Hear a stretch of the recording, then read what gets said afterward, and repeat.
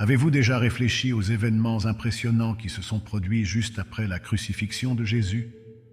Aujourd'hui, nous allons explorer 5 phénomènes extraordinaires qui ont non seulement secoué les structures physiques, mais aussi spirituelles, marquant un tournant dans l'histoire de l'humanité. Des tremblements de terre aux résurrections miraculeuses, en passant par un voile déchiré dans le temple et une obscurité qui enveloppe la terre, ces événements sont si impactants que même les plus sceptiques en ont été stupéfaits. Nous allons approfondir un peu plus cet événement théologique et géologique fascinant qui s'est produit après la mort de Jésus, spécifiquement le tremblement de terre et la rupture des roches, tel que décrit dans Matthieu 27. Pour commencer, il est important de comprendre le contexte dans lequel ce phénomène s'est produit. Jésus, selon l'évangile de Matthieu, est mort sur la croix après des heures d'agonie, et au moment précis de sa mort, la terre a réagi de manière dramatique. Et voici, le voile du temple se déchira en deux, du haut en bas, la terre trembla, et les roches se fendirent. Ce verset n'est pas seulement une description d'événements physiques, il porte une charge symbolique très dense. La mort de Jésus est centrale dans la théologie chrétienne, étant vue comme le sacrifice final et complet pour la rédemption des péchés de l'humanité. La réaction de la terre, le tremblement de terre et les roches qui se fendent, peut être interprétée comme un témoignage de l'ampleur de ce moment. Dans le contexte biblique et théologique, la nature réagit souvent à des moments de significative importance spirituelle. Par exemple, dans l'Ancien Testament, la nature répond par des signes comme des tonnerres et des éclairs lors de révélations divines ou d'événements significatifs. Ici, le tremblement de terre sert de signe cosmique que quelque chose d'extraordinaire s'est produit. La mort du Christ n'est pas seulement un événement tragique, elle représente un point de bascule dans la relation entre Dieu et l'humanité. La nature, qui selon la Bible a été créée par Dieu, répond à l'événement de sa mort d'une manière qui souligne son importance transcendante. De plus, les roches qui se brisent peuvent être vues comme un symbole de la rupture des anciennes conventions et lois. Dans la théologie juive, les tablettes de la loi, également faites de pierre, représentent la fondation des commandements divins donnés à Moïse. Ainsi, les roches qui se brisent au moment de la mort de Jésus peuvent symboliser la fin de l'ancienne alliance et le début de la nouvelle alliance, basée sur sa mort et sa résurrection, qui offre la rédemption et un accès direct à Dieu, sans la médiation de sacrifices d'animaux ou de rituels complexes. Cet événement a également une dimension eschatologique, c'est-à-dire liée au dernier temps et au jugement final. Dans la littérature apocalyptique juive et chrétienne, les tremblements de terre sont souvent des signes de la fin des temps ou de l'intervention divine directe dans l'histoire. Ainsi, le tremblement de terre peut être vu comme une préfiguration ou une annonce de la future résurrection du Christ, qui est l'événement central de l'espérance chrétienne. Enfin, il est essentiel de considérer la réaction des personnes qui ont été témoins de ces événements. La Bible rapporte que beaucoup ont été terrifiés et ont reconnu la divinité de Jésus après ces signes naturels. Cela montre comment des événements physiques peuvent avoir de profondes implications spirituelles et comment ils sont interprétés par les gens comme des signes de pouvoir divin. Comprendre ce tremblement de terre et la rupture des roches dans un contexte théologique nous aide à apprécier la profondeur et la complexité du récit de la crucifixion. Ce n'est pas seulement le compte-rendu d'un événement historique, mais une riche tapisserie de symbolisme théologique qui parle de jugement, de rédemption et de l'interaction puissante entre Dieu, l'humanité et la création. Dans ce récit surprenant, nous apprenons que les tombes se sont ouvertes et que de nombreux saints qui étaient décédés ont été ressuscités. Après la résurrection de Jésus, ces saints ont quitté leurs tombes et sont entrés à Jérusalem, où ils ont été vus par de nombreuses personnes. Ce miracle n'est pas seulement un témoignage de la puissance divine, mais porte également un sens théologique profond et complexe, enraciné dans les espoirs et les traditions juives et chrétiennes.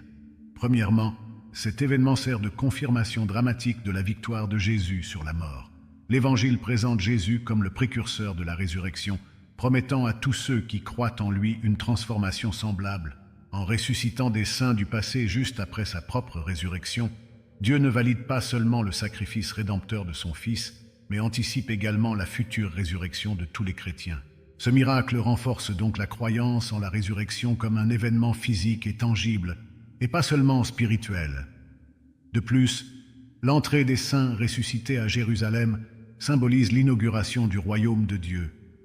Jérusalem, la ville sainte, est souvent vu dans les textes bibliques comme l'épicentre de l'activité de Dieu sur terre. Avec la présence de ces saints dans la ville, Matthieu montre un aperçu de ce qu'est le royaume de Dieu, une réalité où la mort et la souffrance ont été vaincues et où les fidèles vivent en communion directe avec Dieu. Ce phénomène est également profondément lié à l'espérance eschatologique, tant dans le judaïsme que dans le christianisme, que la résurrection des morts se produirait à la fin des temps. En incluant cet événement dans son évangile, Matthieu ne réaffirme pas seulement cette espérance, mais place également Jésus au centre de celle-ci, en tant que Messie qui apporte la résurrection et la vie. La résurrection des saints valide également les prophéties messianiques de l'Ancien Testament, qui prédisaient que la venue du Messie serait accompagnée de signes extraordinaires. Matthieu, en rapportant ce miracle, renforce l'argument selon lequel Jésus est le véritable Messie, qui a rempli ses attentes et promesses, apportant une nouvelle ère de rédemption et de restauration. De plus, pour nous aujourd'hui, le récit de la résurrection des saints est à la fois un défi et une invitation. C'est un défi car il confronte notre compréhension du monde naturel et des limitations humaines. C'est une invitation à plonger plus profondément dans le mystère de la foi chrétienne, à vivre avec espoir et à attendre avec joie le jour où nous participerons également à la vie ressuscitée. Ce récit n'est pas seulement un écho du passé, il possède une force vibrante et pertinente, offrant de l'espoir et révélant la profondeur de l'amour et du pouvoir de Dieu. Il nous invite à réfléchir sur les implications de la résurrection du Christ, non seulement pour les premiers chrétiens, mais pour nous tous aujourd'hui, dans un monde qui aspire encore profondément à la rénovation et à la transformation. Explorons ensemble l'un des symboles les plus puissants au moment de la crucifixion de Jésus, la déchirure du voile du temple. Cet événement est mentionné dans les évangiles, et Matthieu décrit qu'au moment exact où Jésus expira, le voile du temple fut déchiré de haut en bas. Pour comprendre pleinement l'importance de cet acte, nous devons considérer le contexte historique et théologique du voile dans le temple juif. Le voile du temple était un rideau épais qui séparait le Saint des Saints, le lieu le plus sacré à l'intérieur du temple, du reste du temple où les gens ordinaires pouvaient entrer. Le Saint des Saints était considéré comme le lieu où la présence de Dieu résidait de manière plus intense et directe. C'était un lieu si sacré que seul le grand prêtre pouvait y entrer, et cela seulement une fois par an, le jour de l'expiation, pour offrir un sacrifice pour son péché et celui du peuple d'Israël. Maintenant, imaginez la scène. Jésus, le Fils de Dieu, est crucifié à l'extérieur des murs de Jérusalem, et au moment de sa mort, loin de là, dans le centre religieux de la ville, le voile qui protégeait et cachait le lieu le plus sacré est miraculeusement déchiré de haut en bas.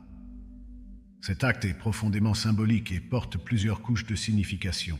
Premièrement, le fait que le voile ait été déchiré de haut en bas est significatif. Cela indique que ce n'était pas un acte humain, mais une action initiée par Dieu. Il démontre que le chemin vers sa présence est désormais ouvert à tous, et non plus restreint à un seul prêtre une fois par an. La mort de Jésus supprime les barrières que le péché avait créées entre Dieu et l'humanité. Ce geste symbolise l'accomplissement du sacrifice de Jésus. Par sa mort, Jésus a établi une nouvelle alliance entre Dieu et les hommes, une alliance qui ne dépend plus de sacrifices répétés d'animaux, ni de l'accomplissement de rituels par des médiateurs humains. Jésus est le grand prêtre de cette nouvelle alliance, et son sacrifice est parfait et suffisant pour purifier les péchés de tous ceux qui croient en lui. De plus, la déchirure du voile annonce une nouvelle ère dans la relation entre Dieu et les êtres humains. Désormais, tous ont un accès direct à Dieu par l'intermédiaire de Jésus. Il n'est plus nécessaire d'avoir un médiateur humain comme le grand prêtre. C'est une vérité révolutionnaire et fondamentale pour la foi chrétienne, soulignant que le salut et l'accès à Dieu sont possibles directement à travers le Christ. Cet événement invite également à réfléchir sur le sens de la présence de Dieu. Avec le voile déchiré et l'accès au sein des saints ouvert, nous sommes rappelés que Dieu désire être proche de nous, avoir une relation intime avec nous, quelque chose que le péché avait rendu impossible. Ainsi, en parlant du voile du temple déchiré, nous parlons de rien de moins que la transformation radicale de l'ordre religieux et de l'accès humain au divin. C'est un rappel visuel et puissant que, par la mort de Jésus, les anciennes barrières ont été abattues et une nouvelle forme de relation avec Dieu a été inaugurée, basée sur le sacrifice parfait et la médiation du Christ. Plongeons plus profondément dans l'analyse de ce phénomène surnaturel et riche en symbolisme, qui a accompagné les dernières heures de la vie de Jésus, l'obscurité qui a couvert la terre pendant sa crucifixion, de midi à 3 heures de l'après-midi. À ce moment-là, en plein midi, lorsque le soleil devrait briller avec une intensité maximale, une obscurité inexplicable et dense est descendue sur la terre. Ce n'était pas un simple hasard météorologique, ni ne pouvait être expliqué par une éclipse solaire, car la Pâque, période durant laquelle Jésus a été crucifié, se produit lors de la pleine lune, moment où une éclipse solaire est astronomiquement impossible. Par conséquent, cette obscurité est décrite dans les évangiles comme un phénomène surnaturel, un signe divin qui a marqué ces heures cruciales avec une grande signification. Cette manifestation peut être interprétée de plusieurs manières, toutes profondément enracinées dans la théologie et le symbolisme biblique. L'obscurité, dans de nombreuses traditions, symbolise le deuil et le jugement. Dans la narration biblique, les événements d'obscurité sont souvent associés à des moments de grande souffrance ou de manifestations divines, comme vu dans les plaies d'Égypte, particulièrement la plaie des ténèbres qui a précédé la libération des Israélites. Ici, lors de la crucifixion, l'obscurité peut être vue comme un signe du deuil divin pour la mort injuste du Fils de Dieu et un signe de jugement sur les forces du péché et de la mort qui ont conduit Jésus à la croix. De plus, cette obscurité sert à souligner la gravité du sacrifice qui se déroulait sur la croix. La crucifixion de Jésus n'était pas un événement ordinaire, c'était le point culminant d'une mission divine, où le péché de l'humanité a été confronté à l'amour rédempteur de Dieu. L'obscurité qui a couvert la terre reflète l'ampleur de ce moment, non seulement dans l'histoire humaine, mais dans toute la création. La nature, d'une certaine manière, réagissait à l'acte de rédemption qui était accompli, une réponse cosmique à l'importance de ce que Jésus accomplissait. Cet événement met également en lumière la mort d'un grand leader d'une manière qui transcende les cultures et les époques. Dans de nombreuses traditions anciennes, la mort d'une figure significative est souvent accompagnée de phénomènes naturels extraordinaires. L'obscurité qui a enveloppé la crucifixion de Jésus signale son importance non seulement comme un leader religieux, mais aussi comme une figure centrale dans la cosmologie divine, dont la mort aurait un impact non seulement sur l'humanité, mais sur tout le cosmos. Enfin, cette obscurité invite également tous, des disciples les plus dévoués aux observateurs les plus sceptiques, à réfléchir sur la signification de ce qui se passait. Elle a contraint ceux qui étaient présents, et même ceux dans des régions éloignées, à s'arrêter et à considérer la possibilité que cet événement n'était pas ordinaire. L'élément surnaturel de cette obscurité a soulevé des questions qui pourraient conduire à la réflexion, et éventuellement à la transformation spirituelle. Ainsi, en parlant de l'obscurité qui est tombée lors de la crucifixion, nous évoquons un signe qui est bien plus qu'un simple détail historique. C'est une manifestation chargée de profondeur théologique, offrant des aperçus sur le deuil divin, le jugement, la rédemption et l'impact cosmique de la mort de Jésus. Cet événement encapsule l'intersection entre le divin et l'humain, le céleste et le terrestre, le spirituel et le physique, soulignant la crucifixion comme un moment définissant non seulement pour la foi chrétienne, mais pour l'ordre même de l'univers. Considérons un moment particulièrement puissant et révélateur qui s'est produit juste après la mort de Jésus, un moment qui parle de reconnaissance et de révélation. Je fais référence au témoignage du centurion romain, l'officier en charge de l'exécution de Jésus. Ce récit, trouvé dans les évangiles, est chargé de signification et de résonance théologique. Imaginez la scène. Jésus vient de mourir sur la croix et la terre tremble violemment. Le ciel s'assombrit de manière surnaturelle. Ces événements ne sont pas seulement dramatiques, mais portent également un poids symbolique profond, servant de signe cosmique que quelque chose d'extraordinaire et de divin se passait. Au milieu de ce chaos, le centurion, un soldat romain expérimenté, habitué à l'ordre et à la discipline, se trouve face à une scène qui défie toutes ses attentes et compréhensions. Le centurion, qui avait probablement supervisé de nombreuses exécutions et était familier avec la mort sous de nombreuses formes, vit quelque chose de complètement différent dans la crucifixion de Jésus. Les évangiles de Matthieu et de Marc nous disent que c'était la manière dont Jésus est mort, avec dignité et une autorité mystérieuse, même dans la souffrance, qui a profondément impacté le centurion. Il réalisa que la mort de Jésus n'était pas une exécution ordinaire, il se passait quelque chose de plus là. L'évangile de Luc offre une vision particulièrement claire de ce moment. Le centurion loue Dieu et déclare « Vraiment, cet homme était juste, ou dans une autre traduction, cet homme était innocent. C'est une déclaration significative venant d'un officier romain. Les Romains valorisaient la justice et l'ordre, et pour un centurion de reconnaître l'innocence d'un condamné, surtout dans une exécution qu'il supervisait lui-même, indique un changement profond de perspective. La proclamation du centurion que Jésus était le Fils de Dieu, comme raconté dans Matthieu et Marc, est encore plus extraordinaire. Cette reconnaissance va au-delà de l'acceptation de l'innocence de Jésus. C'est une reconnaissance de son identité divine. Pour un Romain familiarisé avec de nombreux dieux et demi-dieux, reconnaître Jésus comme le Fils de Dieu suggère une révélation du véritable caractère et statut de Jésus. Ce moment est crucial pour plusieurs raisons. D'abord, il sert de témoignage externe sur l'identité et l'innocence de Jésus, venant d'une source improbable, un officier romain. Cela renforce la narration chrétienne selon laquelle Jésus a été injustement condamné, malgré son innocence complète et son identité divine. Deuxièmement, cela montre que l'impact de Jésus et de son enseignement peut atteindre tout le monde, même ceux qui peuvent sembler les moins enclins à accepter son message. L'épiphanie du centurion démontre que la vérité de qui était Jésus est si puissante qu'elle peut briser les barrières culturelles et religieuses, atteignant le cœur de ceux qui étaient ouverts à voir et à entendre.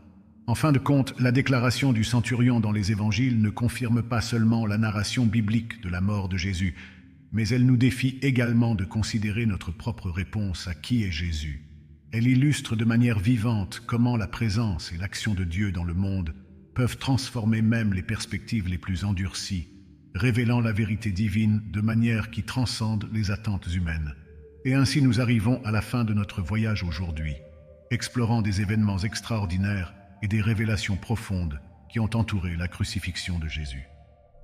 Nous avons vu comment même un centurion romain face au miracle et à la majesté de Jésus a reconnu son innocence et sa divinité. J'espère que cette vidéo a éclairé ces passages bibliques d'une manière qui enrichit votre foi et votre compréhension. Si vous avez aimé cette vidéo et souhaitez continuer à explorer davantage de mystères et d'enseignements de la Bible avec nous, n'oubliez pas de vous abonner à la chaîne. Cliquez sur « J'aime » si vous avez trouvé de la valeur dans ce contenu et commentez ci-dessous vos propres réflexions ou questions que vous pourriez avoir sur ce que nous avons discuté aujourd'hui. Votre interaction est très importante pour nous et aide à guider le type de contenu que nous créons pour vous. Jusqu'à la prochaine vidéo, continuez à réfléchir, à explorer et à grandir dans votre foi. Merci beaucoup d'avoir regardé et participé.